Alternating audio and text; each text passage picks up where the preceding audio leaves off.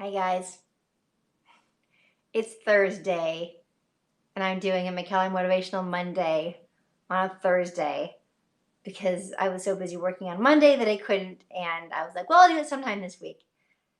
I mean, should I change the name? Is there another name? I'm not getting anything here. If you guys have any ideas for like a name for an alternative version of McKellar Motivational Monday on a Thursday, let me know. Otherwise, I'm just going to say it's Monday. Hey guys, yeah, so I actually have a day off from work, which is really unusual because my character is in almost every scene, but they clump together all the scenes that I was not in. My co-star Dylan Neal is in, and yes, thank you. Anytime motivation, that works.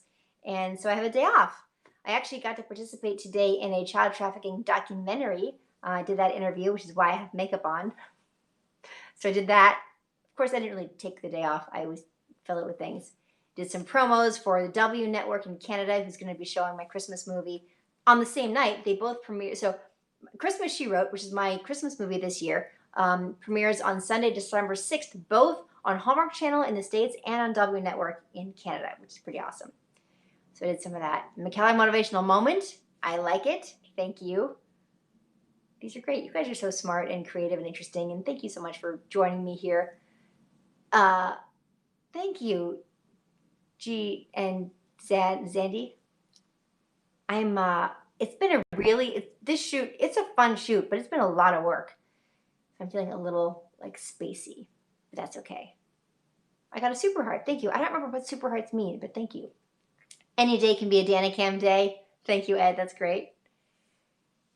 Is there going to be a crown for Christmas too? Well, here's the thing. We'd have to shoot it in Romania, and there's really no traveling like that for work, or at least not for Hallmark Channel and the way they're doing things. Today's topic is about sweeping things under the rug. And yeah, motivation on the run. Sweeping things under the rug, and just this idea that, like, we don't want to look at things. And the reason I'm bringing this up is for two reasons. This topic. Number one, I just participated in a documentary, did an interview for a documentary about child trafficking and how it really is in every neighborhood. It's all around. It's like in our neighborhoods. It's like happening everywhere, child trafficking and sex trafficking. And it's the kind of thing that we don't want to look at. So you sweep it under the rug in your mind. It's like, this is just too horrible. I can't even begin to think about this, so I'm not going to. And then it's like it disappears. It's like you put your head under the sand or you sweep things under the rug. But for me, I sort of realized the issue, how serious it is, how widespread it is this summer. And it's actually led to a whole new path for me and purpose in terms of how I can serve the world. And that is what fulfills us, you guys. It's what fulfills us, finding that purpose. So anyway, that's one thing. And then the other reason is because my character in this movie has been sweeping something under the rug for a while. And that is dealing with her broken engagement from 5 years in the past. And she's been avoiding going home. She doesn't want to face it. She does not want to look at, go back home to her hometown around Christmas time, because that's when they're supposed to get married. And he suddenly had a calling and had to go to Haiti. And he's like a Doctors Without Borders type thing, and left my character alone. And by going back home finally and facing her past, finally facing that stuff she's been sweeping under the rug, she is able to move on. And those two things combined is like, wow, there's a common thread here. And the common thread is the stuff we don't want to look at. We don't want to look at it because it's hard and we don't want to deal with it. And we'd rather distract ourselves with social media and any other distractions we have. But maybe there's diamonds in there. Maybe the stuff we're sweeping under the rug has diamonds for us, has value, real value. And then we just don't realize it because we're too afraid of the scary parts of it. Just a little food for thought.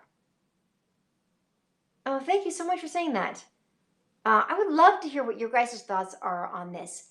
It's this idea that what we think is bad might not be so bad. It's sort of related to, yeah, it's not someone else's problem. That's true. Thank you. Thank you, Malium. Thank you, Zadix. Is that how you say your name? It'll help if you need. So, by the way, the way I even did this the interview for the documentary today It's because of the advice that I have been told about. Thank you, guys. Right. Some sweep things under the rug if they feel powerless or have a lack of strategy to make a difference. Yes, that's true. What do we do when we have a problem? We don't know what to do about it. What do we do? What are our options? The thing that I like to think of is getting curious. Let's get curious about this. So there's not like a lot of pressure on it. Curious. I'm curious. How could we solve this? I'm just curious. And keep asking yourself that. You can pray about it. You can just think on it, meditate about it, write it down. I'm curious about a solution for this problem. But if you hide under the rug, if you sweep it under the rug, then you won't have that opportunity to get curious about it. And when we get curious, then our minds open and answers will come. Answers will show up. They just will. Answers show up when we get curious about a solution. When we fight against something, we say, I don't like this. I don't like it. I'm fighting against it. Then everything blocks up and we're not open-minded. I hope I'm making sense today. I feel like I could use a nap. So hopefully I'm making sense. Right? Thanks, guys. Lots of thumbs ups and things. Appreciate that. There's always some good out of some bad. You've seen, Rick. Yeah, that's true. Yeah, thank you. So this is what, well, the Christmas movie, a little bit. I mean, so my Christmas movie called Christmas She Wrote is about a woman, Kaylee King. I live in New York for 5 years now after my broken engagement, and I write I write a column, a self-help column called Your Best Self. Not unlike what I do with you guys, where we bring up a topic and we talk about how we can have a better life, how to be the best versions of ourselves. And so if that, so she's doing that. She's got her best friend Steven she hangs out with all the time, and then she gets fired. A new boss comes in. Corporate sends a new boss in, and he has to make cuts, and he cuts her column. And she decides to go home for Christmas finally. She's been avoiding going back there because her ex-fiance comes back for Christmas. He works in Haiti. He is like a Doctors Without Borders. He comes back for Christmas, and she's been avoiding it. And she finally has to face it. But it's actually a lot of comedy and really awkward, fun scenes where they see each other, and it's hilarious. There's a lot of really fun comedy in this movie. So that's just one little part of it. And then my boss, Tripp, played by Dylan Neal, realizes his mistake, that my column was actually really popular. And he tries to get me on the phone, but I'm like, I am not talking to that Grinch guy. He was so rude, and I feel like he has no sense of humanity. I don't even want to work for him.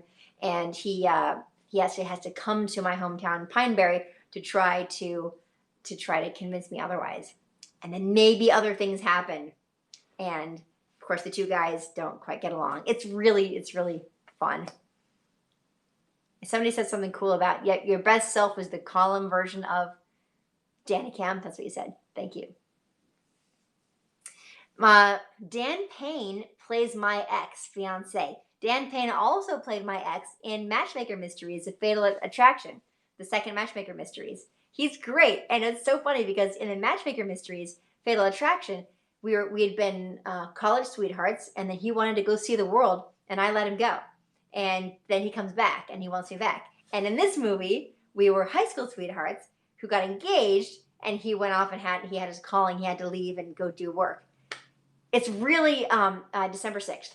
So it's playing opposite Dan has been so much fun and so natural and familiar because we know each other and we've played exes before. It's a lot of like deja vu. He's great. Dan Payne, yeah, Payne.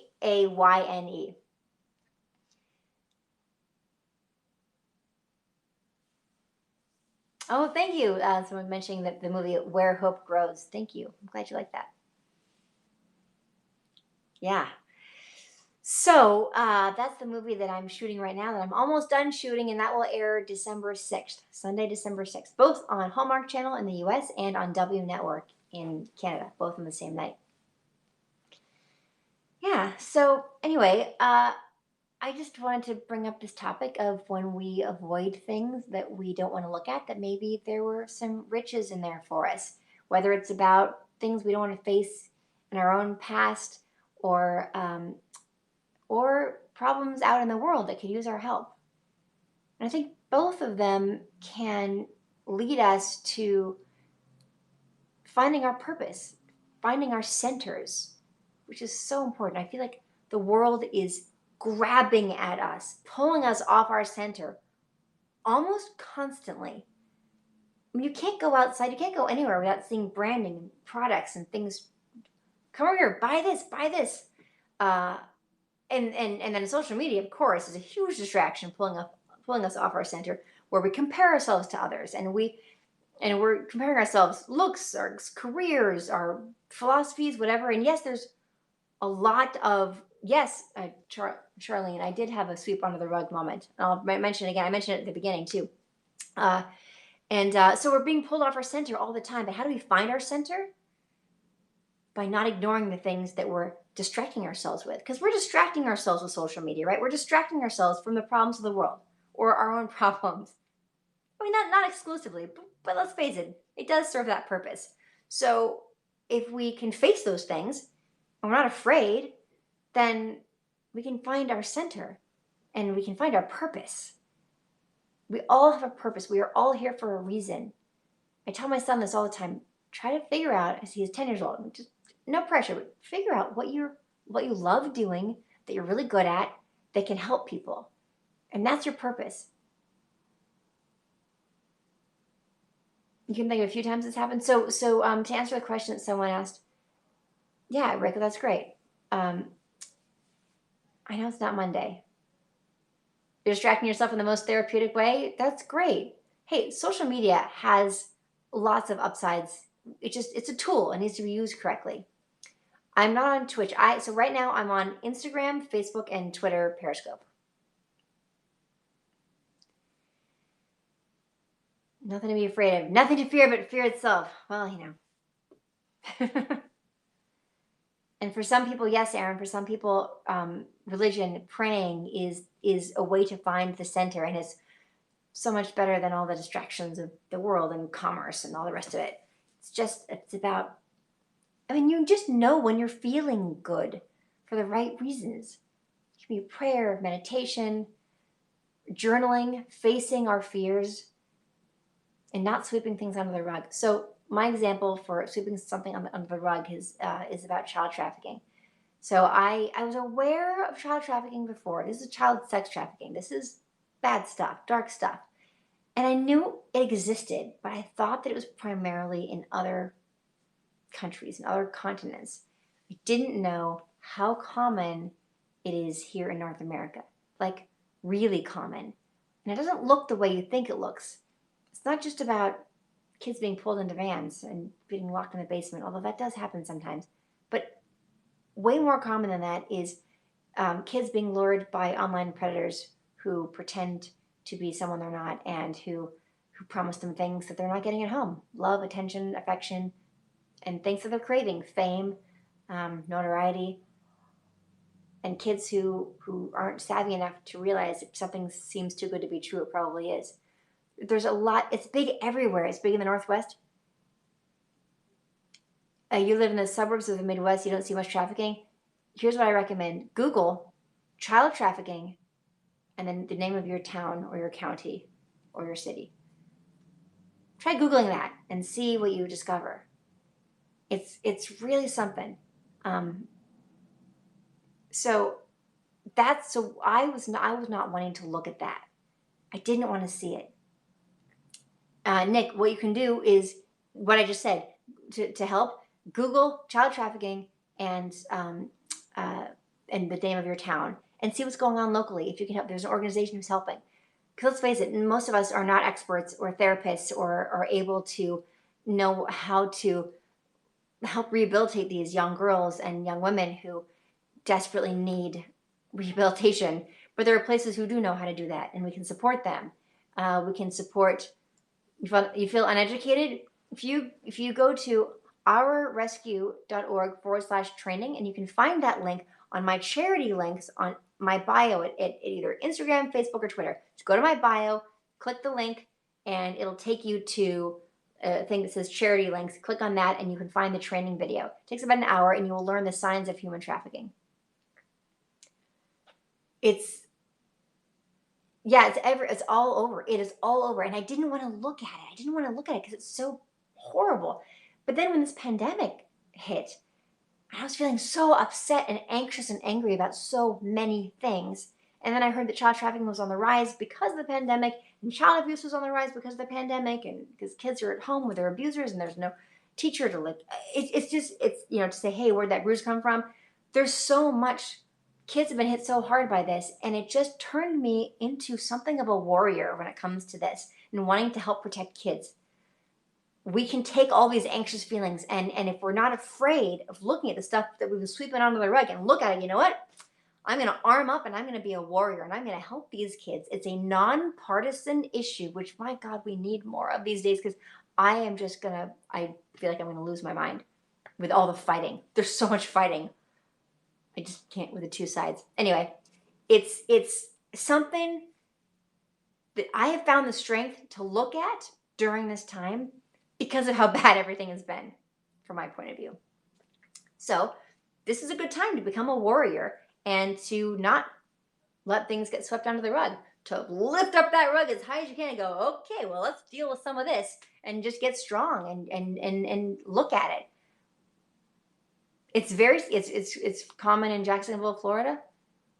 It's common everywhere. And it's absolutely horrifying.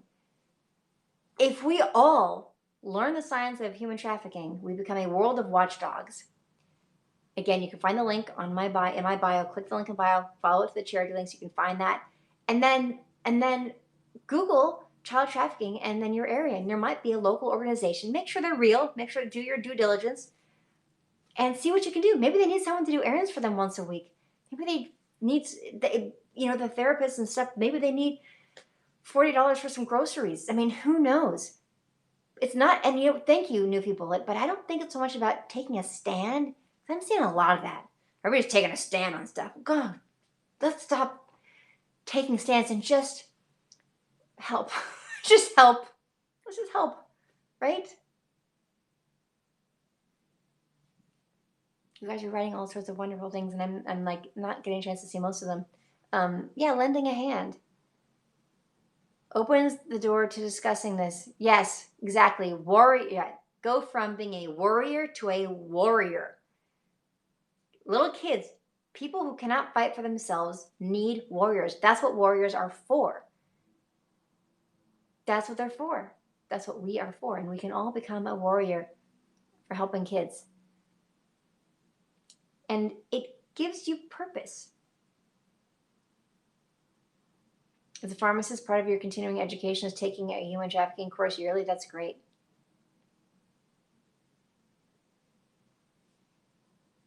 Yeah. So anyway, yeah, I think a lot of people would like to help but don't know how to go about it. And that is exactly why I recommend Googling child trafficking and Google the name of your town. See what you can do. Part of it is spreading the word because people just don't know about it. They don't think it's prevalent. Go look up some infographics on it and share it on your social media. And yes, if you're a parent,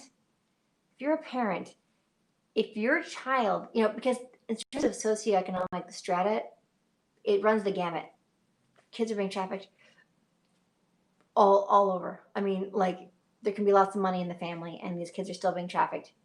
How are they being trafficked? Sometimes it's sending pictures, inappropriate pictures, to get attention, and then they say, "Hey, I'd sure hate to post this picture. Can you meet me? I need a favor." And then the kid goes to meet the person, and that's it. What are my thoughts on Hollywood and child trafficking? What I do know is from talking to a lot of organizations, that there's a lot of misinformation out there right now and conspiracy theories about child trafficking. And while it's good that it's bringing it to light, it's also spreading a lot of weird information. I don't know if there's a whole big celebrity child trafficking ring. I, I haven't seen any evidence of it. Is it possible? I suppose. I mean, but that's not what we're here for. We're here to help educate kids and stop it from happening. It really doesn't matter who's doing it. Although I would be horrified to think that if people in my community were doing that, that would be horrible. But that's not. It's not about going. I think so and so is. Maybe. It's exhausting. How about we look to how we can actually help for real, like actually help a real person for real? Yeah, yeah, kids talking to people they don't know on the internet. Talk to your kids about it. Maybe, you know what I would do? Maybe I will do this. I haven't done this yet. Um, Pretend to be somebody else. Pretend to be a stranger, maybe. I'm not sure if this is a good idea or a bad idea, but find your child on social media pretending to be somebody else. See if you can trick them. I don't know. It might be worth doing. If your kid is convinced, you got a teenager who's convinced that they are never could never be tricked by someone, you can just tell that they don't think it would happen to them. Maybe give it a shot. Yeah, exactly. It doesn't matter who's doing it. It's the fact that it's being done. And if your energy is you're using your energy to just badmouth people as opposed to using your energy to help, then I think that's a misuse of your energy. They might say to the stranger if they hate you and that would hurt. Wouldn't you rather open up that line of communication? That's another sweeping stuff under the rug, right? Sweep it under the rug. Oh, I don't want to look at this. I want to pretend that my kids love me and respect me, even if they don't. Oh, you're kidding. Look, as parents, we are always going to make mistakes, even when we're trying our hardest. But let's just keep trying our hardest, giving them love, lots and lots of love. Let's be our kids' biggest fans, biggest fans. Oh God, I miss my son so much. I haven't seen him almost in 3 weeks because of the pandemic, because of the quarantine and the whole thing with Canada. But I get to see him in just a few days. He's been with his dad this whole time. Parents need to stay active in their children's lives, which is hard with both parents working. Yeah, no, it's true. As much as you can. And be a safe place for them to go to talk. Be a safe place. I'm always telling my son, you can tell me anything. You can tell me anything. Try and I talked to my son about it a little. He's a little bit young, I think, for the details. But I've talked to him about people pretending to be somebody else online for sure, and that they want to trick people and trick kids, and that they're really good at it, and that they do bad things to kids. Yes, I'm just keeping it a little bit vague.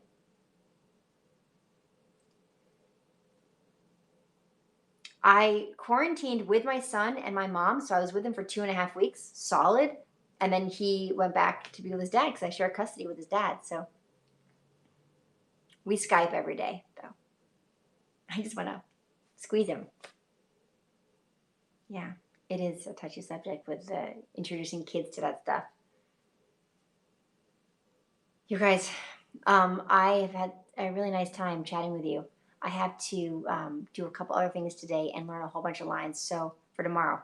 But if you feel so inclined to think about what you might be sweeping under the rug in your own life or an issue out there in the world that you're just not wanting to look at, but that deep down you feel like maybe it would feel good to do something about it and it would feel good to help, then take a look at it. Because you might find some diamonds in there. You might find some purpose that you might not have found otherwise.